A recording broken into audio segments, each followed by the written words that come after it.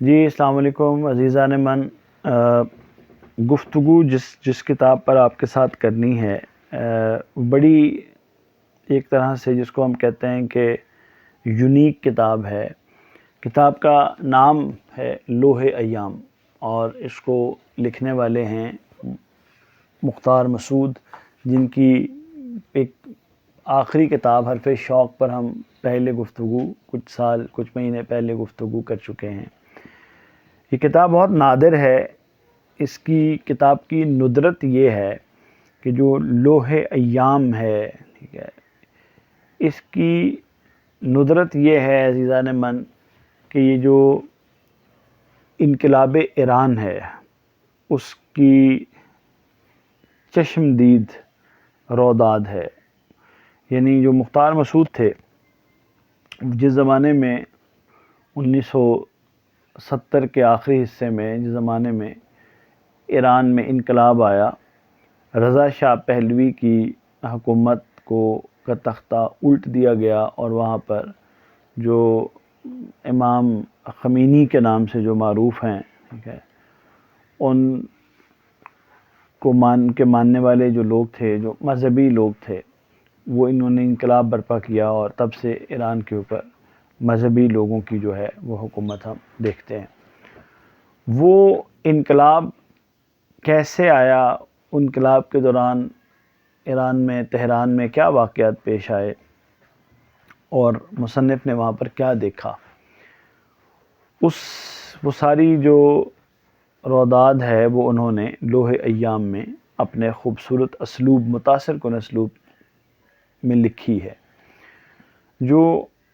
مختار مسعود ہیں وہ ان کی 1970 کے آخری حصے میں ایک تنظیم رہی ہے RDC کے نام سے، organization for regional development and ORDC آپ کہہ لیں،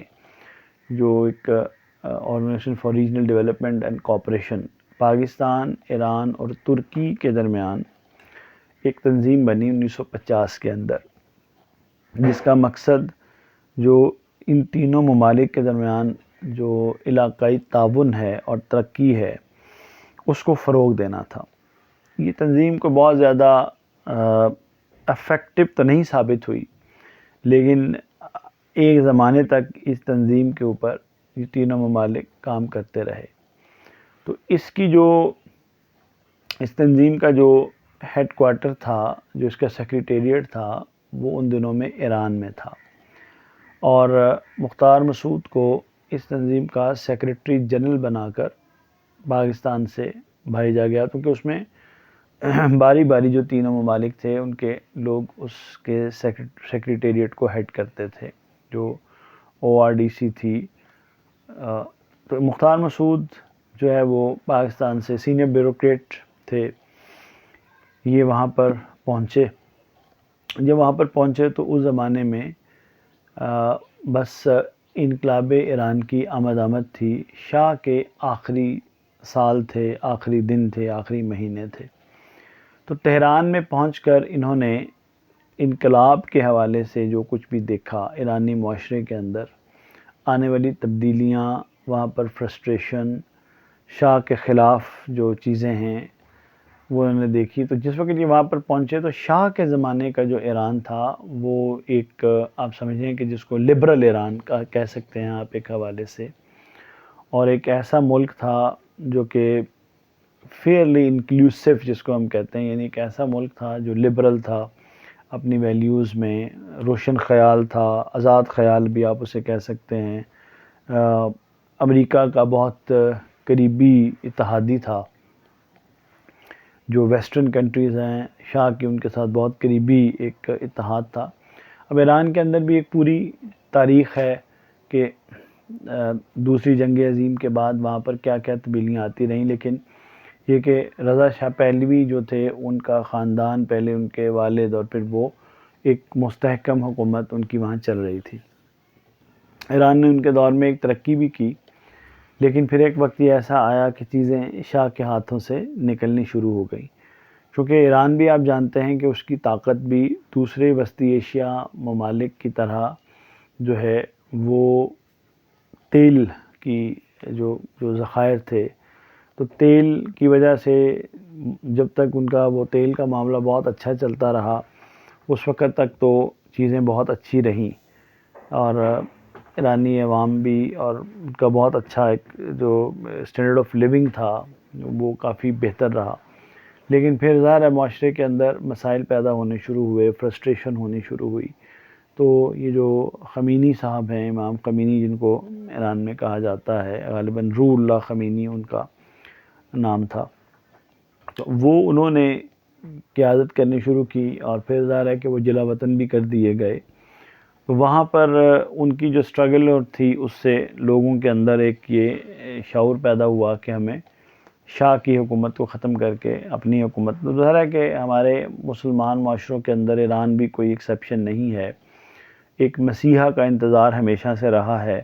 اور جو ظاہر ہے کہ جو ایران ہے ہمارا، وہ جو شیعہ ہمارے مسلمان ہیں ان کی میجورٹی وہاں پر پائی جاتی ہے، اور ان کے ہاں تو ایک مکمل تصور ہے امام مہدی کا۔ اسی طرح سے ظاہر ہے کہ ان کے جو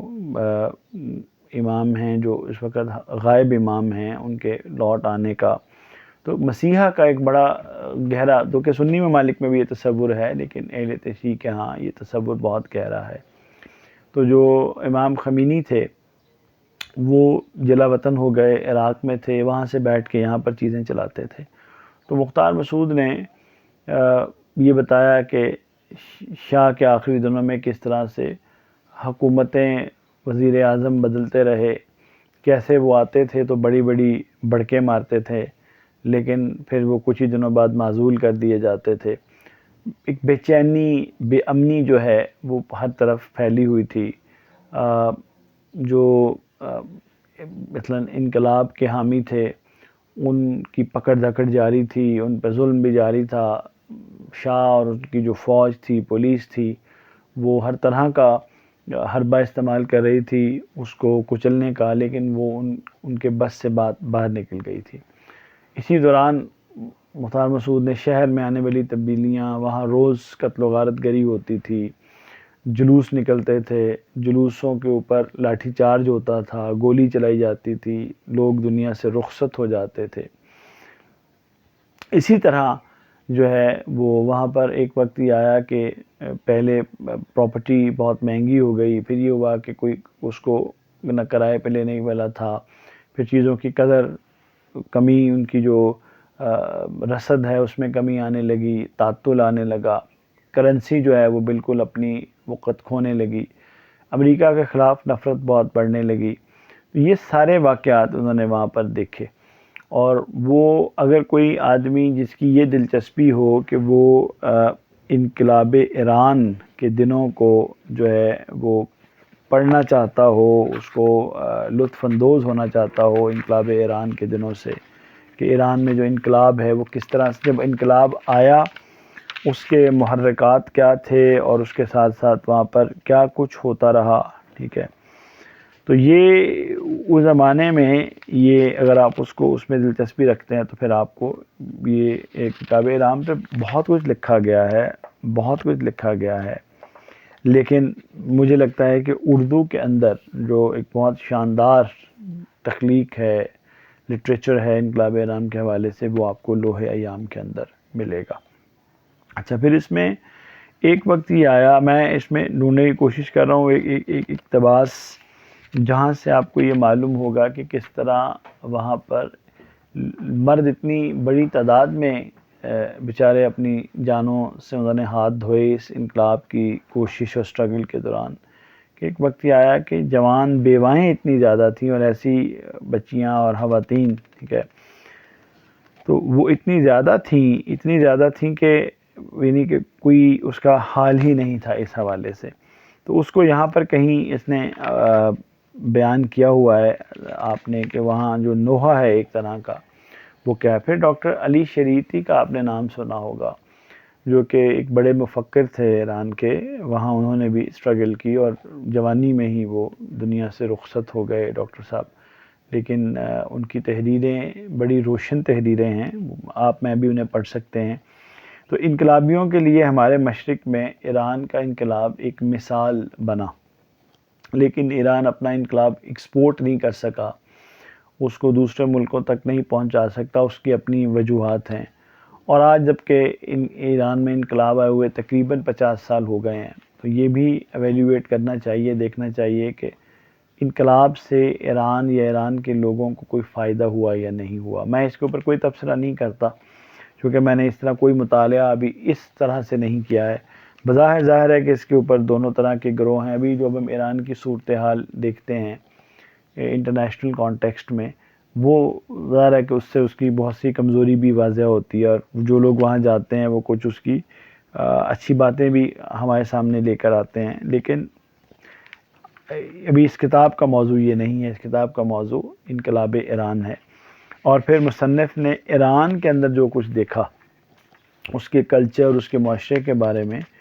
اس کا بھی تاثر آپ کو یہاں پر ملتا ہے اس کتاب کے اندر۔ مثلا ایران کے اندر جو ہے وہ جو پرشین سویلائزیشن ہے، جو ایرانی تہذیب ہے، وہ کس قدر جسے کہتے ہیں پرانی ہے، اس کے اثرات کتنے گہرے ہیں، یہ چیزیں بھی آپ کو یہاں پر ملتے ہیں۔ اور جو فارسی زبان ہے، جو کہ بے شک ہم مسلمانوں کا سرمایہ ہے، ہمارا جو تہذیبی سرمایہ ہے، جو ہماری تہذیبی وراثت ہے، ہمارا دینی سرمایہ، دینی وراثت کوئی شک نہیں عربی میں ہے،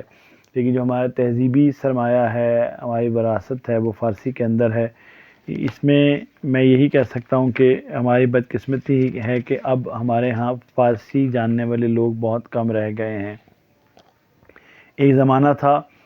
کہ یعنی میرے والد کے زمانے تک یہ ہوتا تھا کہ اسکولوں میں فارسی پڑھائی جاتی تھی، تو عام لوگوں میں عربی اور فارسی اگر وہ بول نہیں سکتے تھے تو وہ اس کو سمجھ ضرور سکتے تھے۔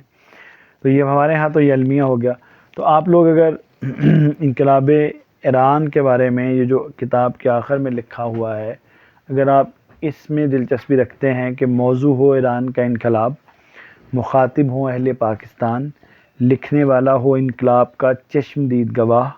واقعات ہوں حیران کن، بیان ہو مسحور کن، نتیجہ ایک منفرد ادبی شاہکار، تو وہ لوح ایام بنتی ہے۔ امید ہے آپ کو یہ مختصر تاثر پسند آیا ہوگا۔ بہت شکریہ۔